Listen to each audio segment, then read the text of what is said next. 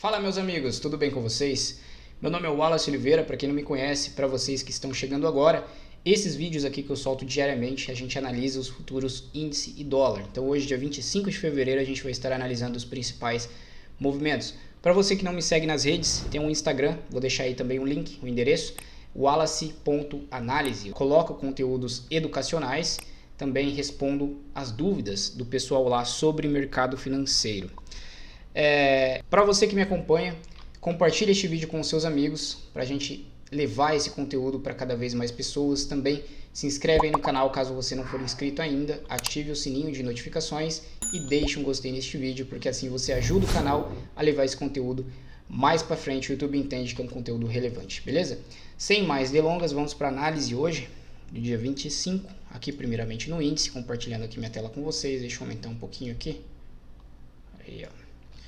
Beleza, hoje tivemos aqui uma queda bem expressiva, mas a gente precisa entender o contexto porquê dessa queda, tá? Então tivemos um primeiro movimento aqui, que veio daqui até aqui.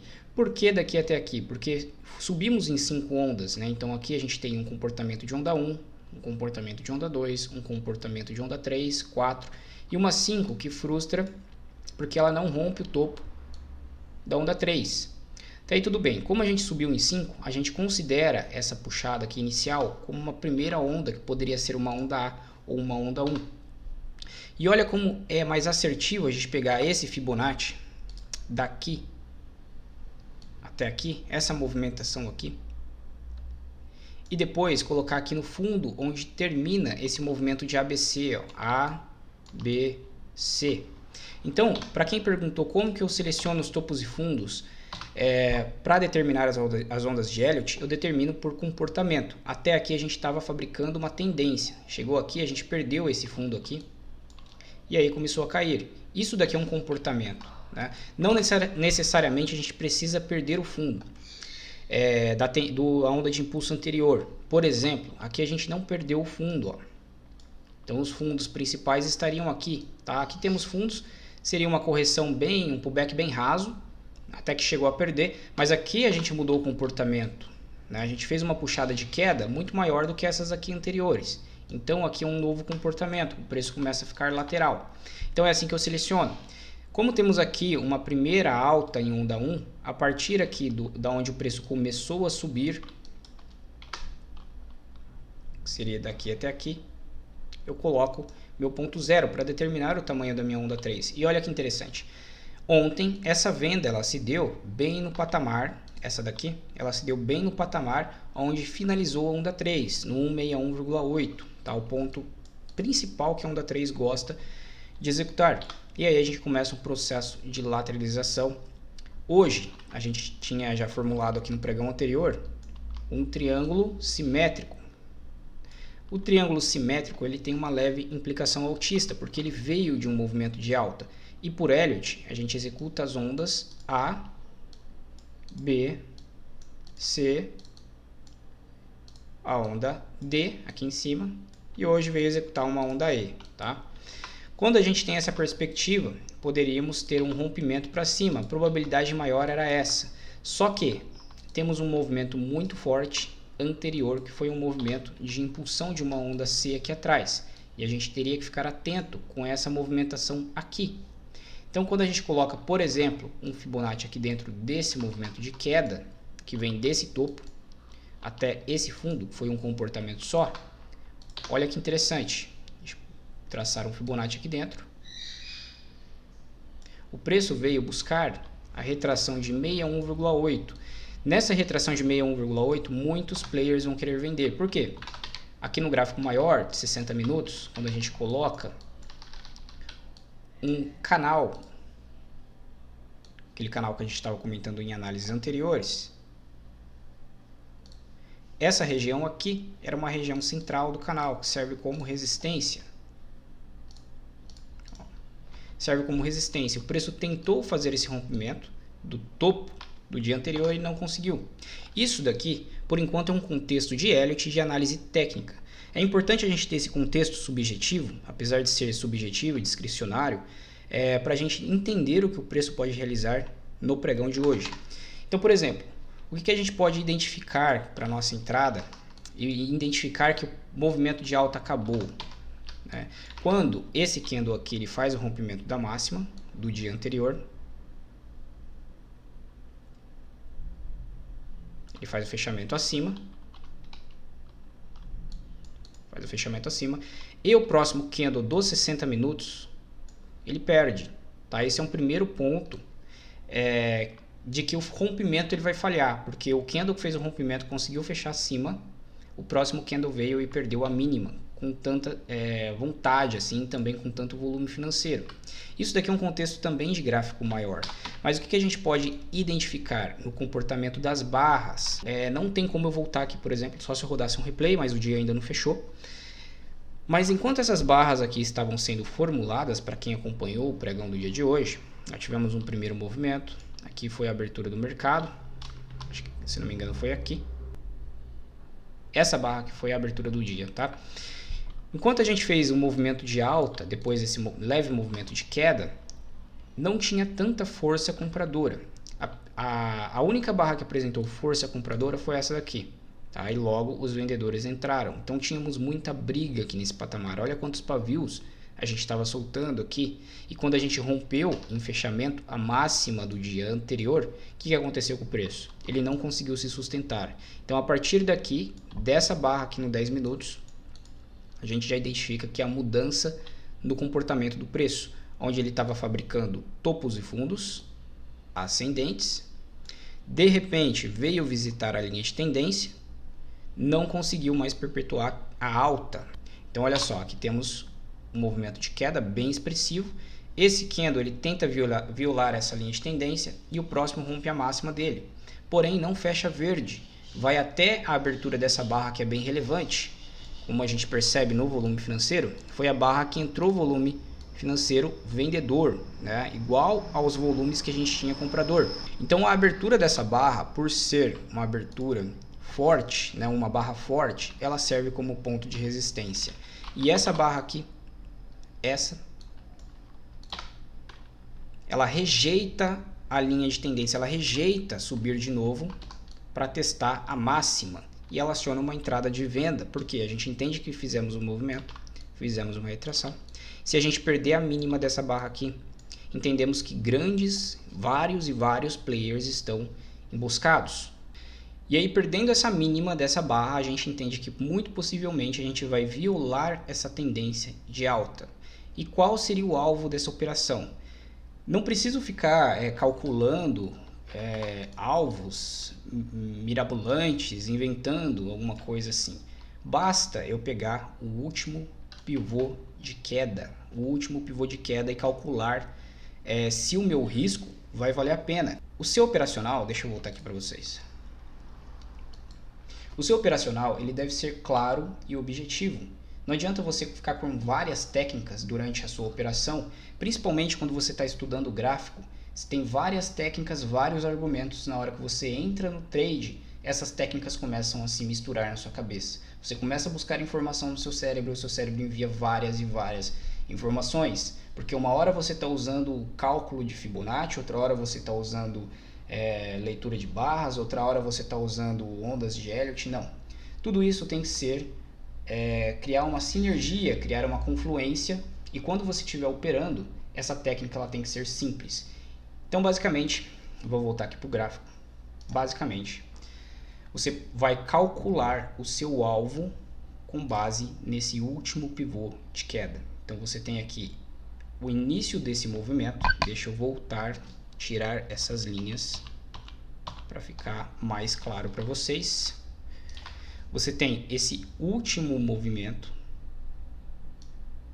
e eu vou expandir esse Fibonacci de forma que meu 61,8 fique aqui. Eu tenho um alvo aqui nesse fundo anterior, pelo menos, tá? Nessa região de 100%.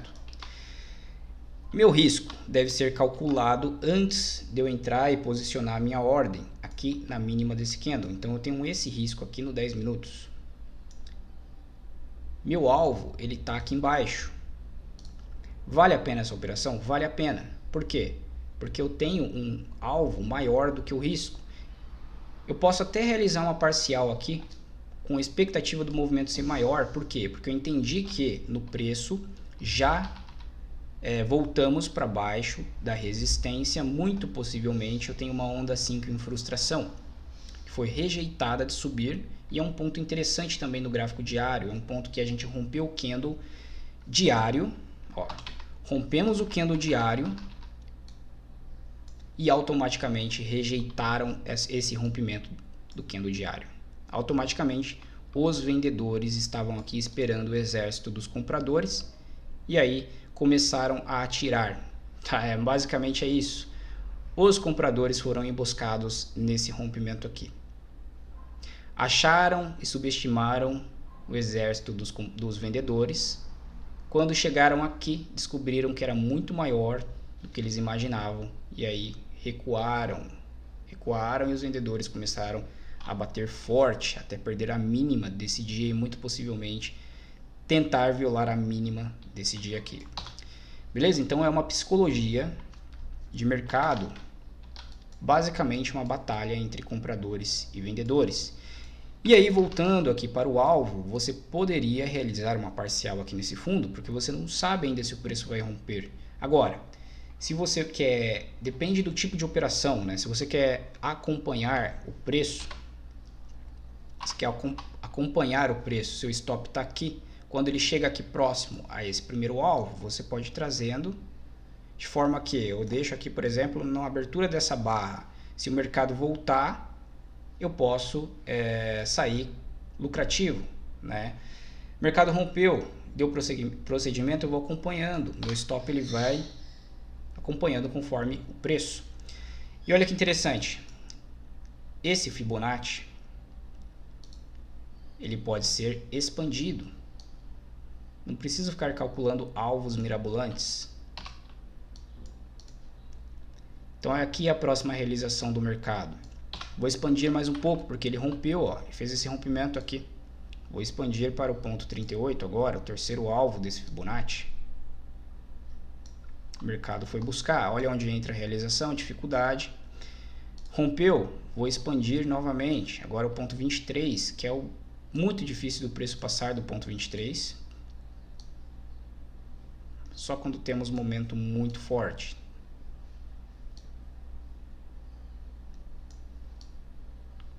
Olha aí, o preço foi buscar, tá? Até rompeu ponto de 100%, mas ele se lateralizou por um instante, fez pullback no 76 e aí voltou para o movimento de queda, possivelmente buscando aqui, né, o fundo desse canal e talvez um 41 com 61,8, tá? Então calculei basicamente esse alvo com esse primeiro movimento de queda. Agora, se eu quiser calcular com esse segundo movimento de queda, também dá, né? Mas aí o alvo vai ser, eu não vou puxar até o 23, colocando aqui até o ponto 50, agora sim até o ponto 38, ó.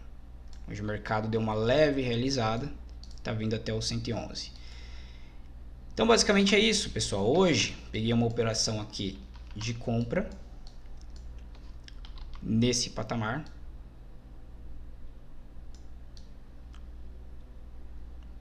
Entendendo o que? A leitura de barras. Então a gente fez a abertura praticamente sem gap. Essa barra aqui, ela foi uma barra de alta volatilidade. Tivemos muita briga já. A primeira barra do dia demonstra, às vezes ela nos dá dicas do que esperar, né? E a região do preço que ele se encontra também era uma região de briga, uma região que soltávamos pavio anteriormente, ó. Aqui soltávamos pavio, aqui soltávamos pavio, briga, né? Barra se sobrepondo, e aqui também mais uma vez. Quando a gente fez a visita aqui na linha de tendência, eu tinha essa perspectiva que íamos realizar ao menos um movimento de onda 5, mas a onda 5 ela pode ser frustrada a qualquer momento, isso é muito importante. Quando a gente faz uma puxada, por exemplo, aqui de onda 1, onda 2, onda 3, onda 4, essa onda 4 até invadiu em pavio, mas se for pegar em fechamento ela não invadiu, e onda 5 para cima, quando a onda 5 não é estendida, acabou esse movimento, tá? Acabou o movimento de onda 5, vamos mudar esse comportamento. Não fique procurando reversões, isso é muito importante para vocês que estudam Elliott.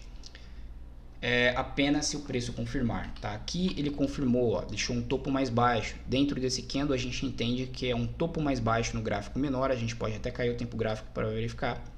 E aí, após um movimento de queda muito forte, esse topo mais baixo é confirmado quando perdemos essa mínima. E aqui entra um stop dos comprados também, que entrou aqui nesse doji, acreditando que íamos voltar a subir. E aí entra o stop dos comprados, entra mais volume ainda, tá?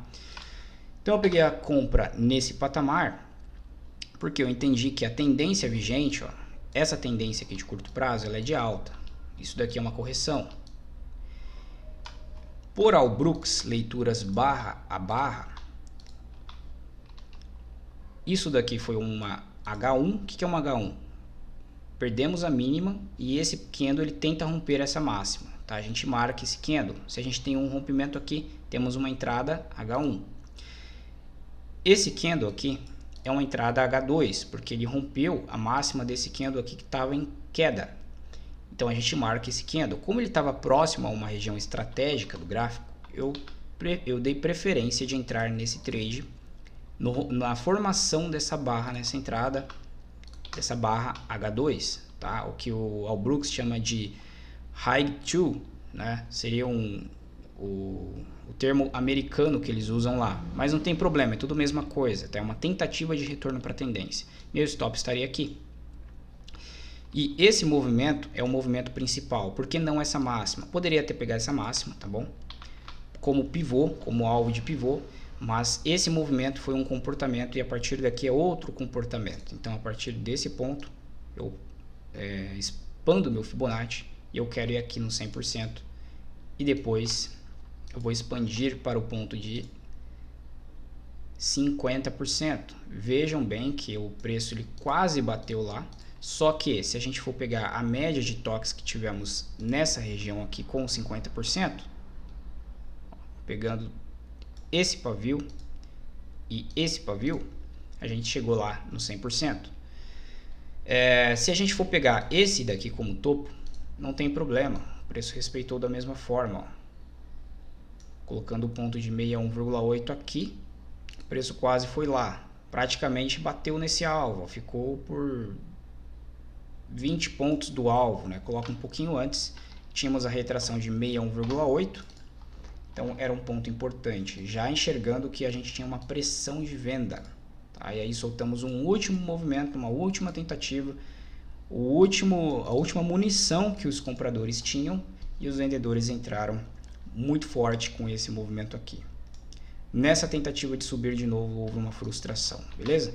Então é isso que eu enxerguei no dia de hoje, uma onda 1, 2, 3, 4 e 5 frustrada, que não vai muito além, o objetivo dela era um pouco mais em cima, e aí depois os vendedores entram fazendo um movimento muito expressivo de ondas também de Elliott, onda 1, 2, 3, 4 e 5, tá? Num movimento de queda muito forte.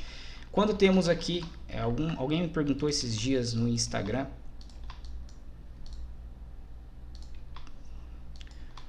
temos uma tendência que mal faz pullbacks, né? Porque são movimentos muito expressivos, a gente fica com receio de entrar. Uma das formas seria colocar aqui uma média de 8 períodos aritmética ou uma de 9 períodos exponencial e esperar o preço tocar nessa média, deixar um candle a favor da tendência, você entra, tem um stop curto. Não chegou na média, aqui ele quase se aproximou, poderia opcional colocar uma entrada aqui, porque já estávamos rompendo esse fundo, com stop um pouco curto aqui, acima da média, por exemplo. Aqui ele tentou violar a média, não conseguiu, não deu procedimento, esse candle gera uma nova entrada, esse aqui com stop aqui em cima. E aqui o preço ele começa a se afastar da média, já é bem arriscado entrar, tá? Então seria aí basicamente entradas com stops baratos, você aceita o risco. Por exemplo, não temos força compradora aqui também, ó. Poderia colocar uma entrada aqui, se proteger acima da média de 200 períodos, que está flat ainda. Enfim, beleza? É isso que eu enxerguei aqui no índice. No dólar, a gente vai dar uma olhada aqui no dólar, olha que interessante, o triângulo que a gente colocou, triângulo com topos planos, basicamente, e fundos ascendentes rompendo para cima com volume financeiro. Então é interessante que o dólar pode começar um movimento forte de alta. E a gente cai o tempo gráfico, por exemplo, nos 60 minutos por enquanto. Esse patamar que o dólar tocou é uma linha de tendência, né, junto com essa média móvel de 200 períodos, que é relevante. Então aqui o preço está sentindo desde aqui de trás.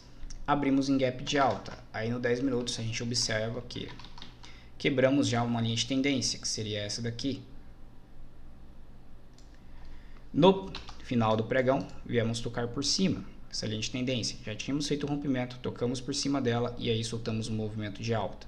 Esse movimento de alta a gente considera como uma onda 1 de Elliott. Ou até mesmo essa movimentação aqui dentro da tendência ainda não tem problema. Isso daqui como um A, B, C e aí começa uma onda 3 a partir desse movimento aqui do dólar, tá? A partir desse gap de alta. Só que aí a gente tem que aguardar um ponto interessante de entrada, tá? Poderia pensar em comprar aqui?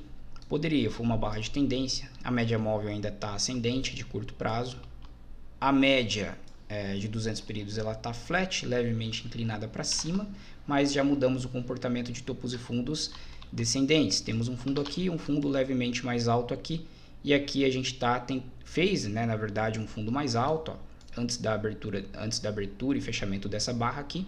Então a gente mudou o comportamento da tendência de curto prazo. Poderia pensar em realizar uma compra aqui, só que o stop ideal não seria aqui. O stop ideal seria na mínima do dia, tá? Porque o movimento ele seria muito mais amplo. Imaginando uma perspectiva de que você teria uma visita pelo menos um 61 dessa primeira puxada ou dessa primeira puxada aqui, ó. A partir daqui, coloco o ponto zero aqui.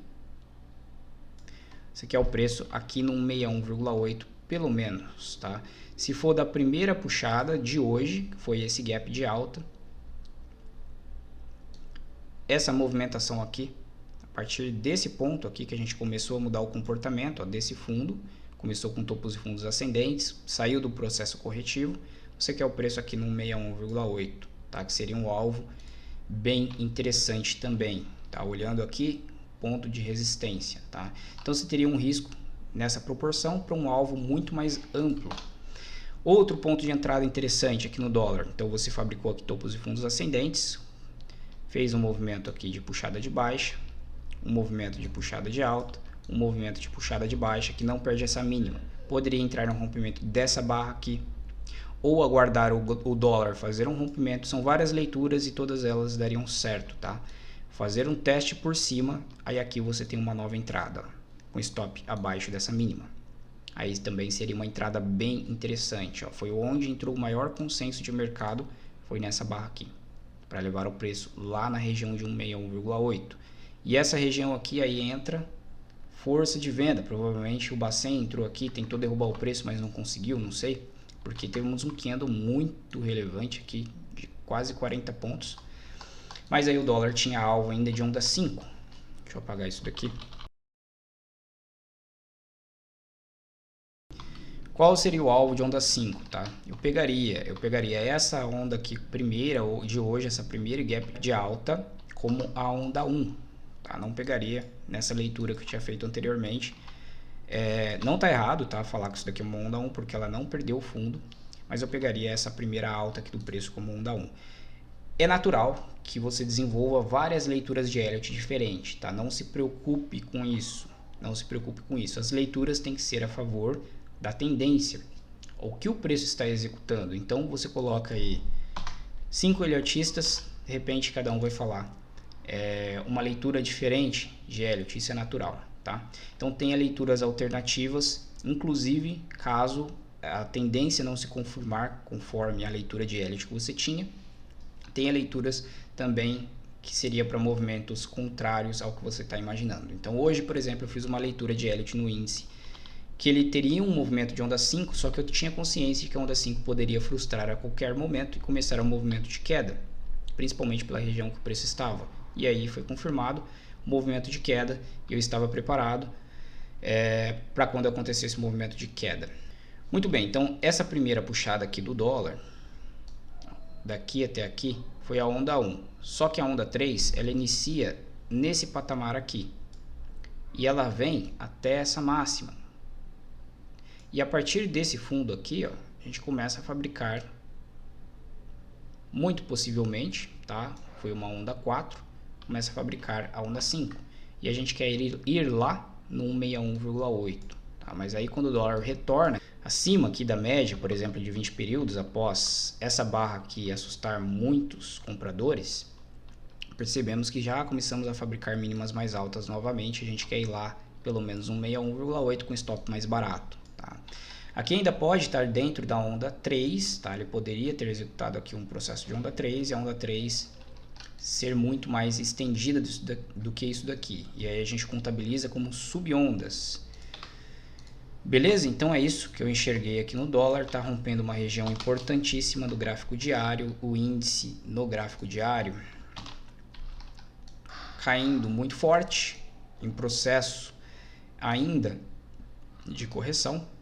Então a gente tem esse alvo a partir dessas máximas aqui, mais ou menos na região de 110 mil, tá? Inicialmente, depois a gente pode executar proporções disso daqui para baixo. E aí, como a gente já tinha comentado anteriormente, testar esse topinho aqui. Deixa eu voltar aqui para vocês. Então essa é a análise de hoje. Espero que vocês tenham gostado. Bons estudos a todos. Até a próxima análise e um grande abraço.